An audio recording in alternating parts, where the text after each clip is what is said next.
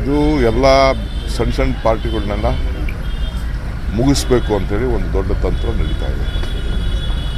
ಇದು ಅವ್ರಿಗೆ ರೀಜನಲ್ ಪಾರ್ಟೀಸಿಂದ ನಂಬರ್ಗಳು ಜಾಸ್ತಿ ಆಯಿತು. ತೃಣಮೂಲ ಕಾಂಗ್ರೆಸ್ಸು,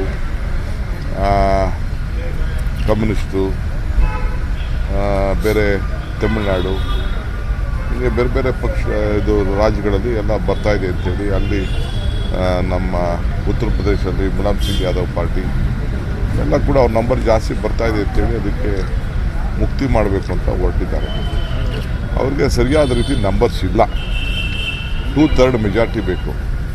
2/3 ಹೆಂಗೆ ಮಾಡ್ಕೊಳ್ತಾರೋ ಇಲ್ಲ. ಇನ್ನು ಕೆಲವುದು ಹೊಸ್ದಾಗಿ ಚುನಾವಣೆ ಆಗಿದೆ, ಕೆಲವು 2.5 ವರ್ಷ ಆಗಿದೆ, ಕೆಲವು 3.5 ವರ್ಷ ಆಗಿದೆ.